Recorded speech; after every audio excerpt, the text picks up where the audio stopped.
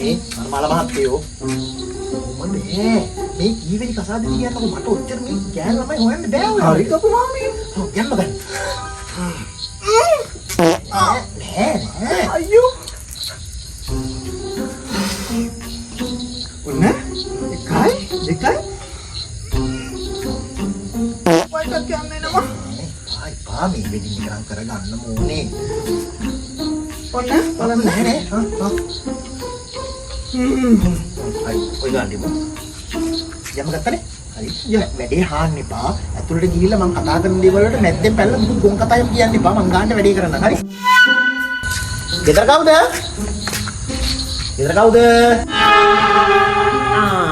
ඕගොල්ලෝ මම මේ බැලුවා මොකද පරක්කු කියලා දෙන්න මාවනේ දෙන්න එන්න වාඩි වෙන්න එන්න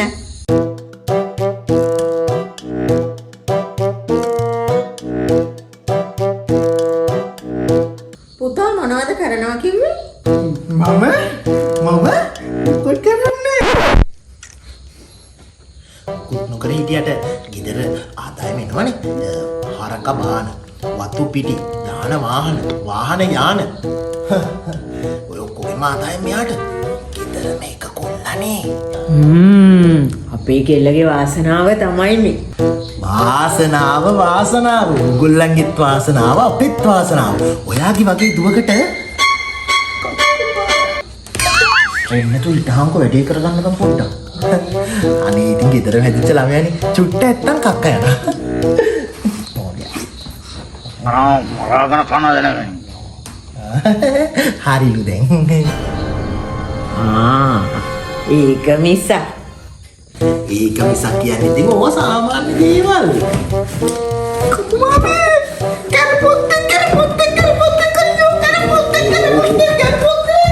කරපොත්ත ඉන්නවද කැරපොත්තු මෙහෙ නෑ ඔය පත්තෑයෙක් වෙන්නේ නැති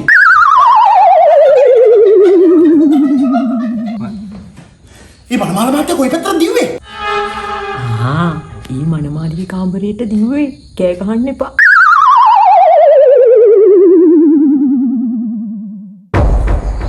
මොකක්ද බබා ඒ සද්දේ? සද්දයක් ඇහුණාද? කාගෙන්ද මේ කුණු කරල කකුල් දෙක ගඳ මුගේ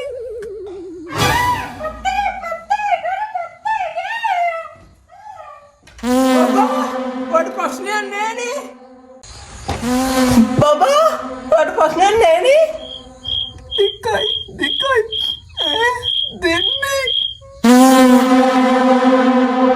බබා ප්‍රශ්නයක් නෑනේ. තුන් දෙනෙක්. මේක කසාද වෙන්නේ.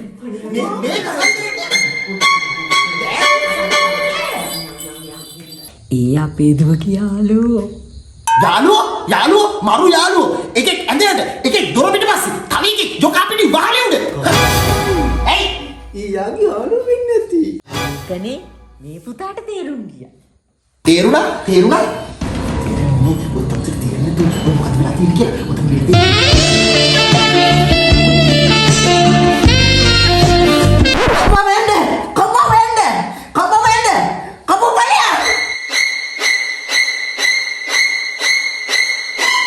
යව්බක හොඳයි ඔයාට කවදාකවත් එයානම් කසාදයක් කරගන්න දෙන්නේ නෑ මට මුළු ලෝකෙම හම්බුණා වගේ.